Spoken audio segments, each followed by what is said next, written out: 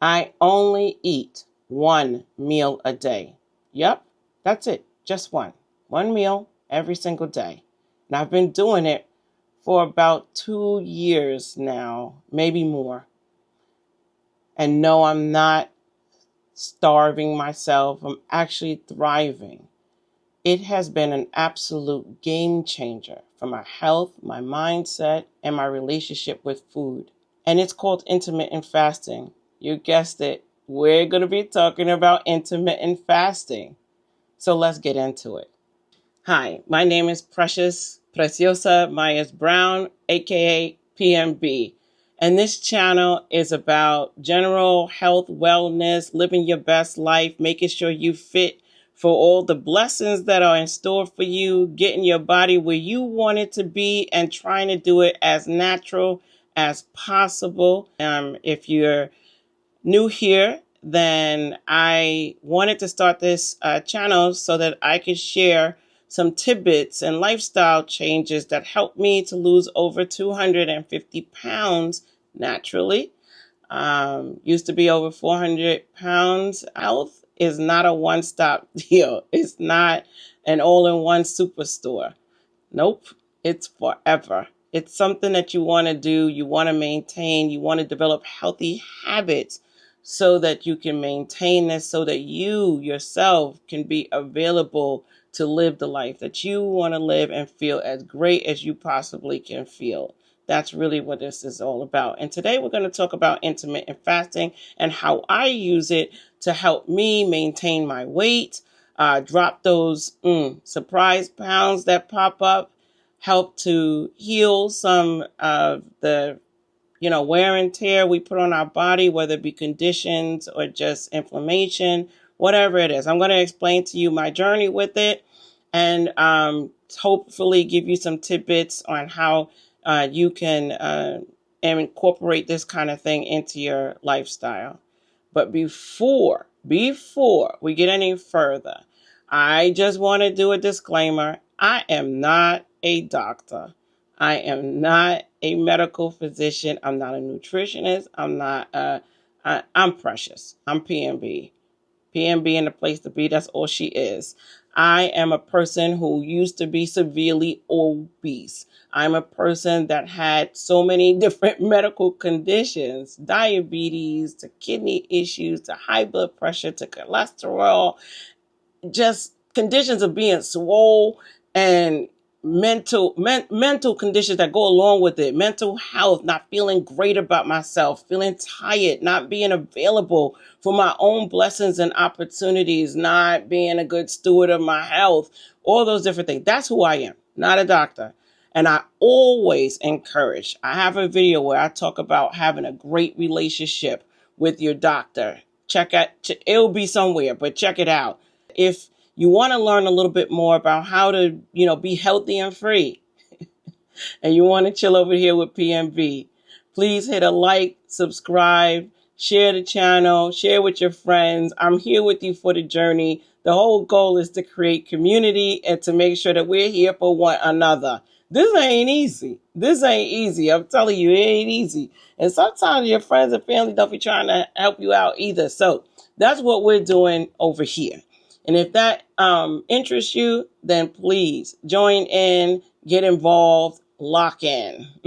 I'll start off by giving a brief overview of what intermittent fasting is, what it means, and what it could possibly do.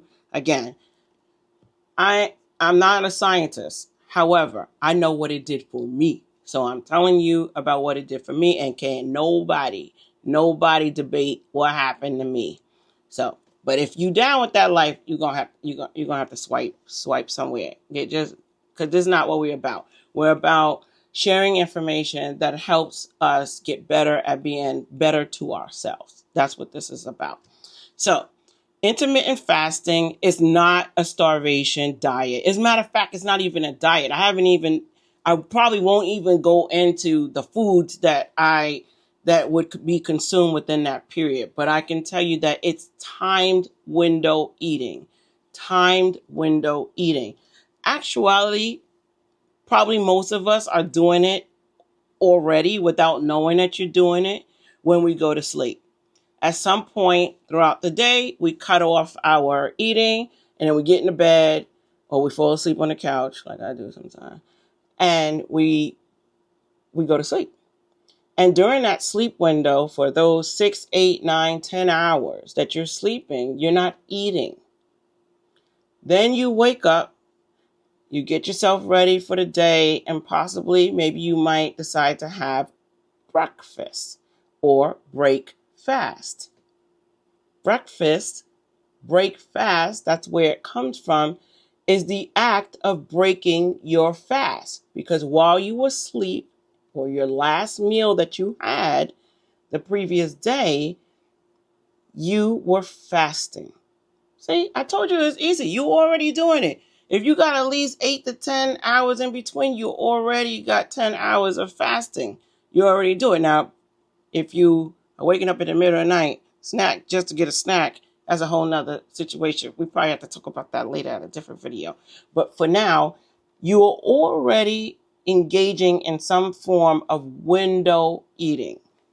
In a bracket, a period of time, that's what I'm talking about. So this is where the body takes a break.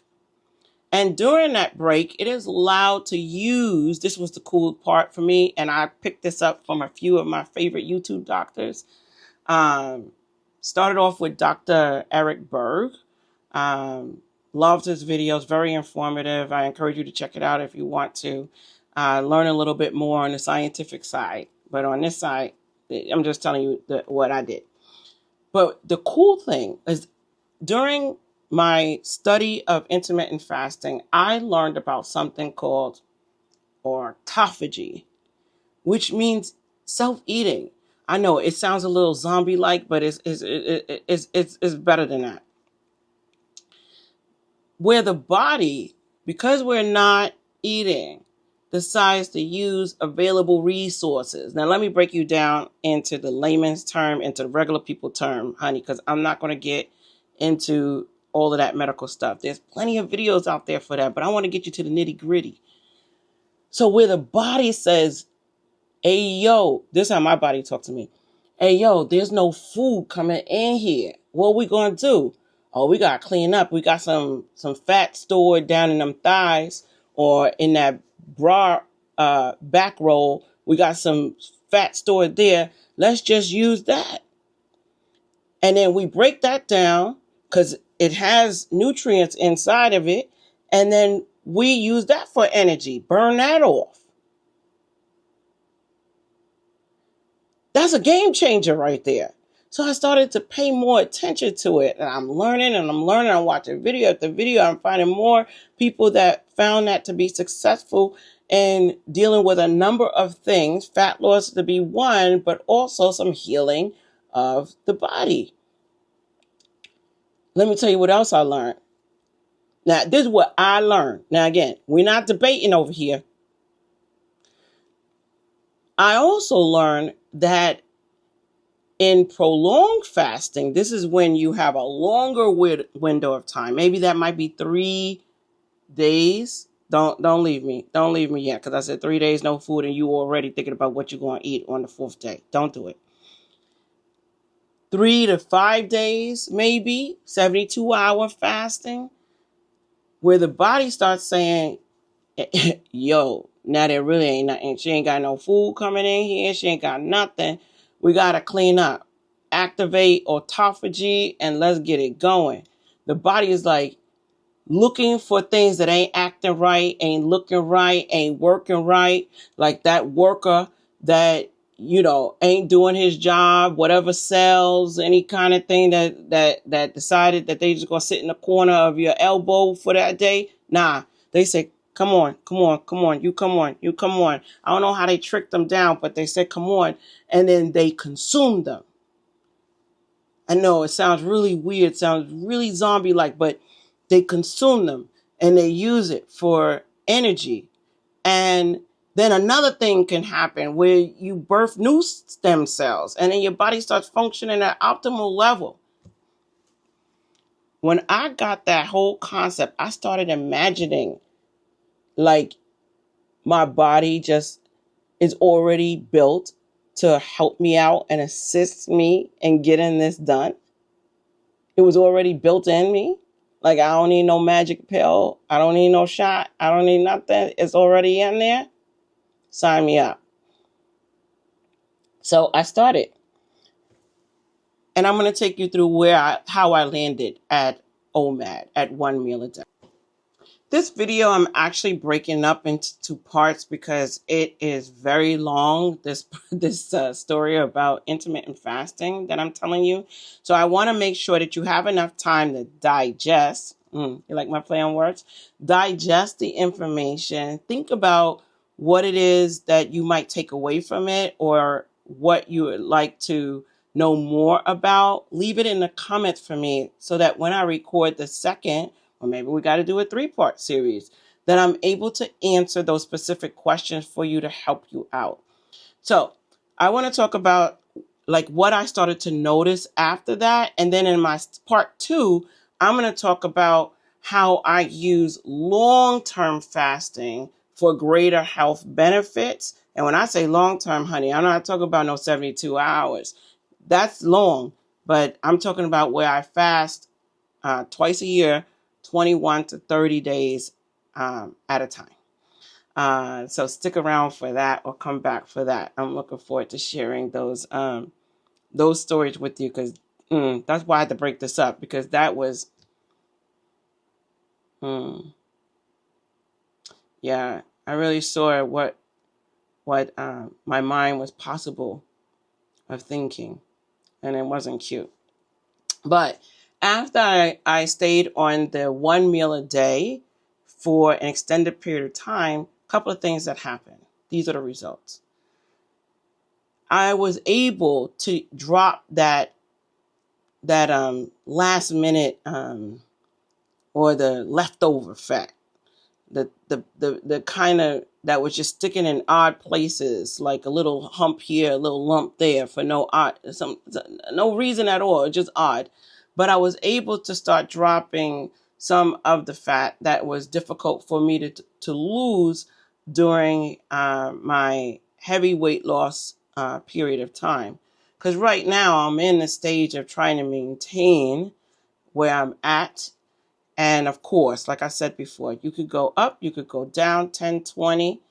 You don't want to go 30, 40, but it can happen. It can happen. And it happened to me. I don't want anybody to think that I just dropped it and stayed down. No, when I tell you this is a journey, I mean it. It's a journey where you keep missing your exit. You keep circling around. You keep passing the same freaking thing, the same building. You keep passing it like you didn't know that was the same street that you was on before. And this wasn't the days of Waze and GPS, neither kind of journey. This was some parts was MapQuesty, where you had it and you printed it out. Some parts were straight maps. Other times it was me yelling out, yo, where this place at? This is what the kind of journey I'm talking about. I don't want you ever to leave this channel, leave any of my videos and think that I did it and I arrived and it was great. No, I struggled, I wrestled, I questioned, I yelled at God. I did all of that. Contemplated even if I was even a nice person. I'm a bomb friend. I am a nice person. But these are the kind of struggles that you go through. And even sometimes when you think you arrive, oh yeah, I'm cute, I'm in this, you start chilling a little too hard. And that chilling too hard, now you got 10 and 20 and 30 back on you. So now it ain't, it's still cute, but it ain't cute as it was. Now you like, oh man, I gotta do this all over again. These are the things I'm trying to tell you. And even if you have to go through that, or you've already went through that, I just want you to know that you're not by yourself. You're not doing anything wrong. If you getting up every day and you put your feet on the ground and you go and you say, I'm doing it, and you doing it,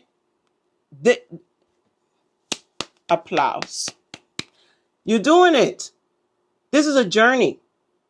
I can't say it enough. This is a journey. This is not a one-stop express train direct flight. No, we got mad layovers. We got mad layovers. And we on the local. We're not on express. So sit back and chill and listen good. Make sure you evaluate, write some stuff down, figure out your whys. Think about the other lessons that I've already given you. We building on each lesson. And if you came in late to the game, that's fine too. But I'm telling you, there are lessons. Figure out why we're getting into this in the first place, because that's going to help you to remember why you need to either tweak, continue, return, repeat. There ain't nothing wrong with repetition. Nothing wrong with repetition. It's the mother of skill. But we don't want to do that too often. We got to move on to the next phase, the next level, the next mountaintop. Because we're going to have to repeat there too. Can you imagine if we keep repeating something 50 times? We're never going to get there. So I'm just telling you in advance that these things happen so you be aware and don't act like you ain't know, because I just told you so you knew. So after I was able to drop like another 15, 20 pounds within that period. That's a game changer. And I was still eating what I wanted to eat. I don't eat sugar. That was the other thing. I said I don't eat carbs. That includes sugar. I don't eat sweets. Once a year for my birthday, I look forward to my pineapple upside down cheesecake from Cheesecake Factory that now I can't even finish. But I don't eat sweets. I just don't want to send my body. We'll talk about this more in the next video, but I just don't want to send my body through these, woo, woo, woo. It's not cool. It's not fun. It's not fun for you either. You feel it. The body feels it, and it lets you know it. Chick. Oh, that's what we trying to do? Oh, I thought you knew. You don't want to have that conversation with your body because you're going to lose. The body wins all the time, 100%. So I lost that, additional 15, 20 pounds. I'm seeing muscle tone. And for women, especially for women and women gaining seasons, women, it's important that we maintain our lean muscle mass, and try to maintain as much of that muscle as possible. For men too, but I'm a girl, so therefore I talk to us a lot. We want to maintain that. So I started to see muscle tone. I started to see so-and-so. In another video, I'll tell you about how I go and get these body scans so I can see if I'm actually losing the fat I think I'm losing. So I have evidence. I'm not a scientist, but I got the data. I got the hard facts that show me that I am moving in the right direction and that I am doing what I'm supposed to do. And the body fat is coming down, and I'm maintaining or improving my lean muscle, and my bone density is looking fierce. These are the things that I want to see. These are in my whys. So when I was able to do that, then I said, okay, this is good. But the other thing that happened during that period is I got used to eating like that. So throughout the day, I'm not thinking about food. I really don't. I really think about it. Sometimes I have to remind myself. Then I have, depending on what's going on with my hormones or what's going on with the body changes, and you don't know what's really going on inside. You don't know when these changes start happening. You don't have no clue. It just one day just show up. Then I may think about food or think about a certain type of food, like a salty food or something like. You get these kinds of things. But for the most part, I'm able to go throughout the day very focused, very in tune, and I exercise every day, either different kind of exercise. We'll go to the gym together. Ain't no abnormal fitness routines happening over here. We go in the elliptical. Maybe we go to Zumba class. We go to line dancer class. We go to tap class. We go everywhere. We go roller skating, but we stay active. There's no abnormal. We're not. No, that's played. I'm not doing that no more. So that started to get better. The muscle mass, lean muscle started to, show itself. And I was building muscle. So these are all good things to know, that I lost no muscle at all in all of this, and I do the regular body scan so that I know that that's true.